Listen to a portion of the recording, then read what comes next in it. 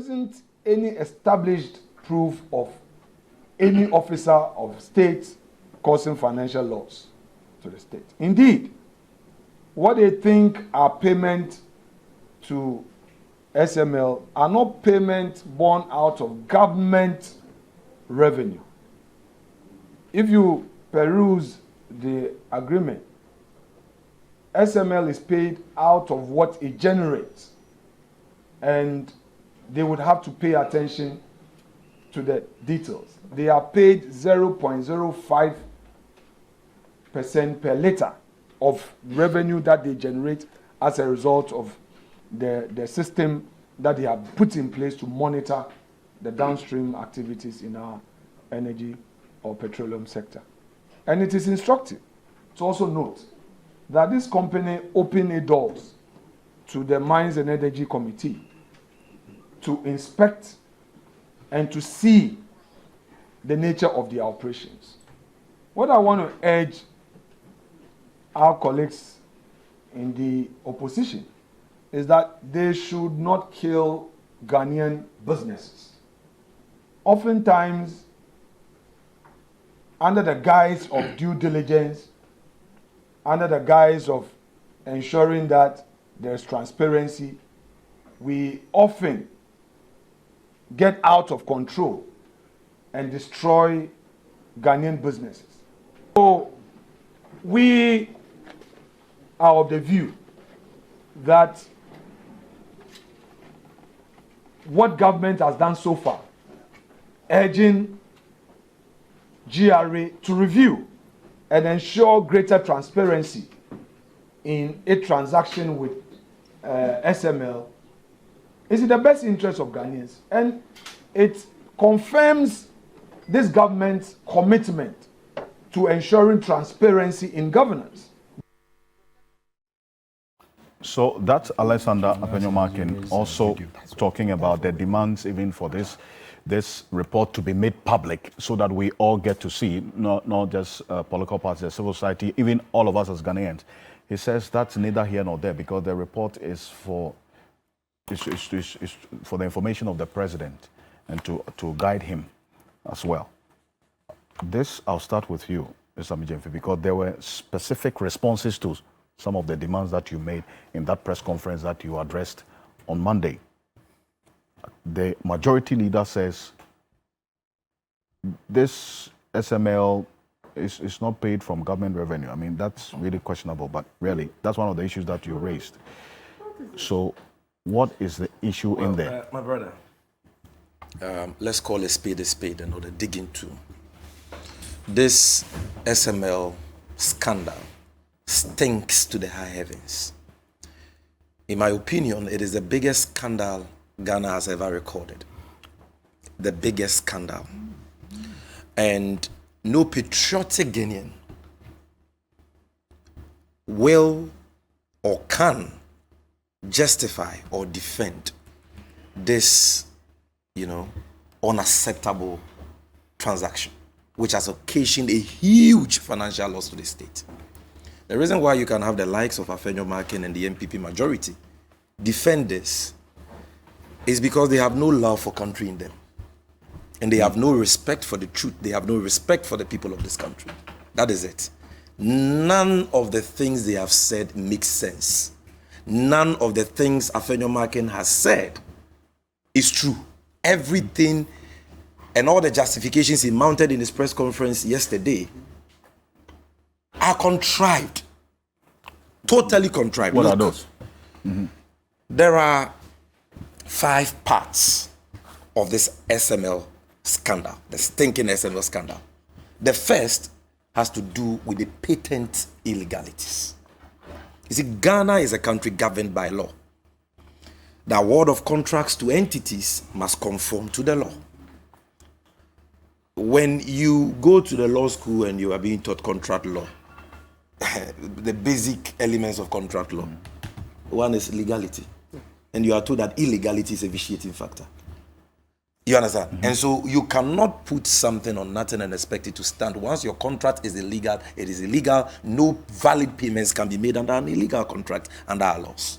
What Why am I saying that the SML transactions, and bear in mind there are 4 transactions.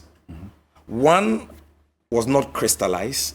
They were caught pants down midway and has been aborted, which is the upstream audit transaction. So I will not talk about that. But the 3 has to do with 1 transaction audit agreement, external price verification number 2, and downstream petroleum audit.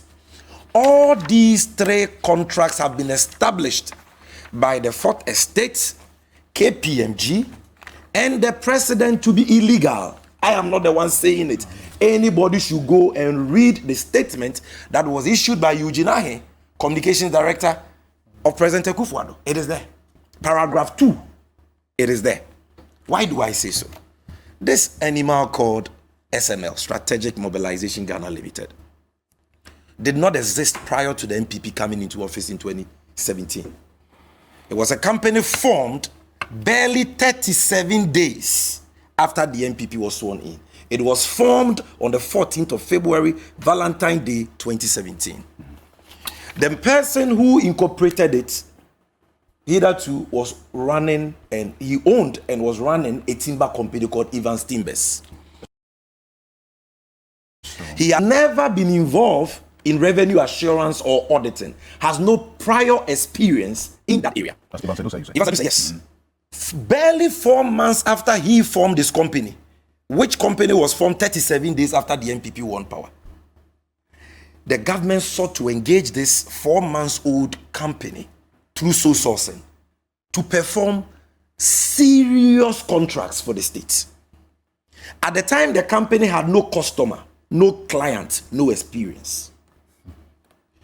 This company was engaged. They sought to engage this company through sole sourcing to perform transaction audit services at the port. What does that mean? It means that government needed somebody who was going to ensure that the duties we pay at the port are correct and that nobody, steals from the state.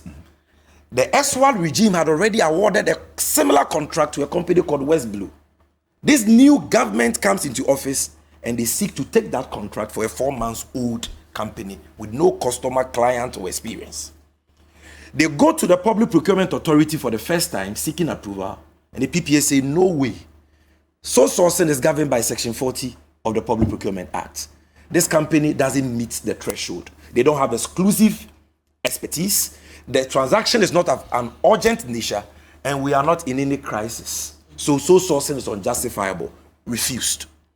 They go again the second time. The PPA says Adabraka. Refused. Rejected. They go the 3rd time between June and September 2017. They went for 3, requests for sole sourcing approval, all of which were refused by the PPA, which ordinarily is a rubber stamp institution. But in this case, they stood their ground and said, no way. Who is this company? What is their track record? They don't even have a customer. Why must we give them such a job on sole sourcing basis? Why can't you open it up?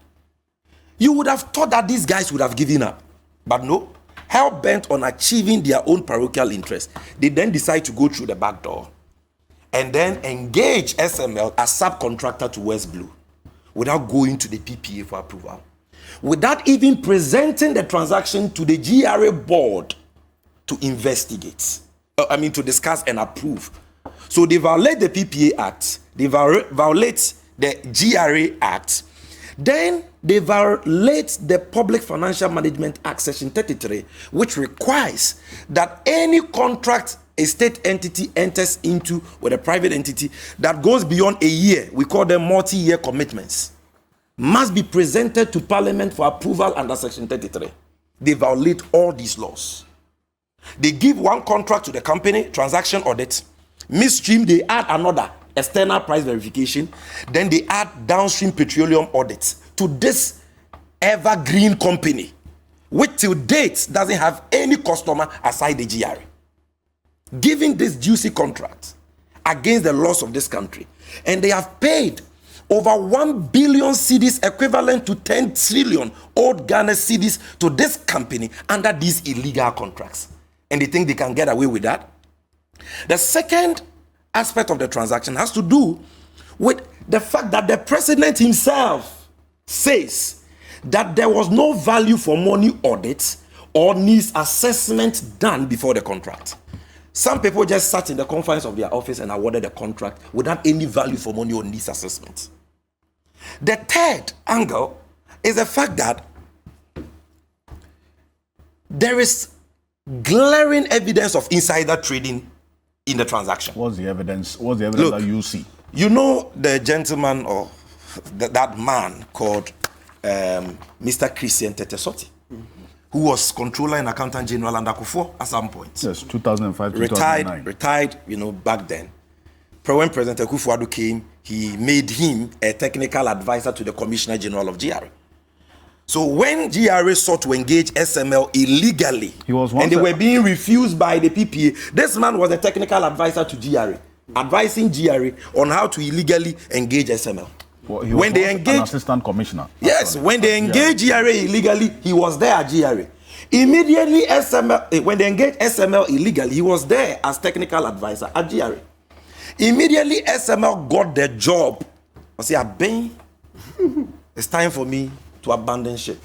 Jumped from GRA, said, I won't work for the state again, I'm going to work for SML. And today he's the managing director of SML. Clear insider trading. Totally unacceptable. This cannot happen in any serious country. That man would have been facing investigative bodies by now in any serious country. Then number 4 is the duplicitous nature of the transactions. No, I'm telling you, no man with a conscience can defend this. No man. Is Afenyo Makin more MPP than Mustafa Hamid? Mustafa Hamid was the one who said, Wallahi, we need to rescue our country. Former spokesperson of Akufo-Addo, now head of the National Petroleum Authority, representing the president. Mustafa Hamid is on record that what this company is doing is not necessary. The work is that of MPA, and MPA has a system called ERDMS, Enterprises Relational Data Management System, connected to ICOMS at the port that records every barrel of oil that comes into the country right at the point of entry at the port. The NPA has the data. When it is loaded, the NPA has the data. When it is offloaded at the retail points, they have the data. And already they are closing the loopholes and plugging all the leakages. And they are paying. They have engaged Rock Africa and ACES to help them to do this. SML's own IT guru. Go and watch Manasseh's documentary. The IT guru of SML, not Sammy Gyamfi, when confronted with this evidence, conceded that their work was duplicitous and unnecessary.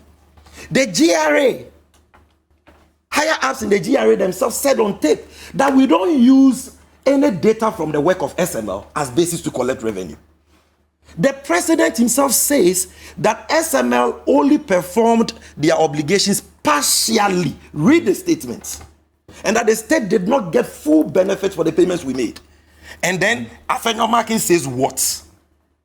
Does he know his worth as a member of parliament? Does he know the importance of the position he occupies? You, majority leader, the leader of parliament. A deal which by virtue of section 33 of the PFMA must come to you for approval has not come to you for approval. Section 90 of that law says when you contravene the PFMA, you have committed a crime. And you can go to jail for a term not exceeding 2 years and not less than 6 months. It is there, black and white. And you come and tell us no crime has been committed and that SML is not paid with revenue from the state revenue. Okay, so we use Afenyo Makin's personal money to pay SML. We use Afenyo Makin's personal money. That cannot be. That they are paid out of the revenue they generate. But the revenue they claim to generate, is it not government revenue? In any case, this company, KPMG says, at least according to the account of the president, he has seen the report, we have not seen. Read the president's letter. KPMG says, when they even asked SML to show them proof of the investment they claim to have made, they could not even provide one supporting document to justify the millions of dollars they claim to have. Master, those who are investigating this, we need to do medical examination on them. Psychological examination. What is wrong with us? You yourself says the deal is illegal. You say there was no value for money, no needs assessments. You say they have performed their obligations partially. We have not derived full benefits. You say they have not been able to justify their investments, and yet you want to give them another job. Why was Charlotte Osai removed as EC chairperson? For alleged breaches of the procurement law. In the NCA trial, why have people been jailed? For alleged breaches of the procurement law. And you breach the procurement law with impunity and come and tell us you have ratified. They should go and read. And I've told people, this thing about ratification, they don't really understand. That ratification thing was introduced in 2016 when we amended the procurement law. And it is found at section 90 of the amended law. But it is predicated on section 89. You can't wake up one day and go to the PPA and say, I violated the PPA law, so ratify. 89 says the PPA must appoint an investigator to investigate a procurement done by any covered entity. And the investigator has powers of entry, demanding documents and all that. When the investigator finishes his work, as part, he can recommend for the contract to be annulled, and he can recommend for the contract to be ratified. Until you go through the processes laid down in under section 89, ratification doesn't arise. And in this case, they have not done that. So the ratification of the procurement breaches they are talking about doesn't even wash. But assuming without admitting that you have even ratified the procurement breaches, have you ratified the non-parliamentary approval spelled out under article section 33 of the PFMA? Look, people are in jail because of breaches of statutes that you can't even compare to this.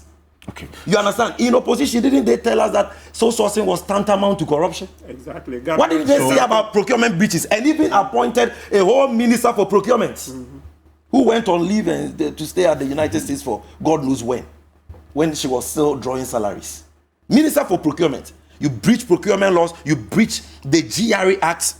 In the NCA case, the accusation was that they bought something of value for the state, a Pegasus machine, which was actually bought. But they said the board of GRA did not approve it, and that it was a subcommittee which approved it. In this case, it was not even presented to the board of GRA at all. If there is nothing amiss in this deal, why will you hide it from the board of GRA? But if you look at the KPMG, why will you hide it from PPA? If KPMG is saying that there's a clear need for downstream petroleum audit service, does that mean that the NPA system in there is not doing what is supposed to be done? What KPMG said was that they think that our oil revenue has gone up during the time that SML has been doing their work, okay? And so the president is saying that on the basis of that, SML should continue that work. But they forget that, like I said, you can't put something on nothing and expect it to stand. Even if there is a need for that work, it must be done lawfully. Once the law has been violated, you cannot tell them to continue. That's number one. Right. And the payments cannot stand. They must be retrieved. Number two, there is no evidence that show a correlation between that increased revenue and the work of SML. Because there are factors that determine oil revenue, petroleum revenue in Ghana. One has to do with taxes on petroleum products. So if the government increased taxes like they have done, imposing boiler tax on petrol, imposing a new energy sector levy on petrol and all that, oil revenue will go up. The price has been going up. Today, you need 68 cedis to get a gallon of diesel. You understand? So if taxes are going up, government's oil revenue will go up. It doesn't mean SML has done focal. If you want to say that we have gotten value for money for the work SML has done, then show us one OMC or one BBC who has been caught, penalized on the basis of the work of SML. Show us one who has been convicted for tax fraud on the basis of their work, so that we see the correlation. What the people are doing, their own IT guru says is useless and irrelevant. The GRA has said same. Mustafa Hamid, who has the NPA, the regulator for that sector, has said same. Except that Sapon says that he previously wrote a letter to praise them. She branded it on Newsfile last week. You see, look, that letter the lady wrote, she has put a spin on it. Because all Mustafa Hamid said, what the lady is attributing to Mustafa, Mustafa didn't see in the letter. They should bring out the letter. Yeah, because what is in the letter is that they are interested in what they are doing because they are doing a similar thing. So why is it that when Mustafa came on the documentary, he didn't admit that he knows them? You know, so for me, the point is that even if you want to do revenue assurance and you think GRA cannot do it and you want a private entity to do it, follow the law. Go do a value for money audit. Make sure the work they are doing and the payments we are making, we are getting value for money. Master, do you know what 1 billion cedis could have done for this country? Well, no, 1 billion. On the, if you look at the president's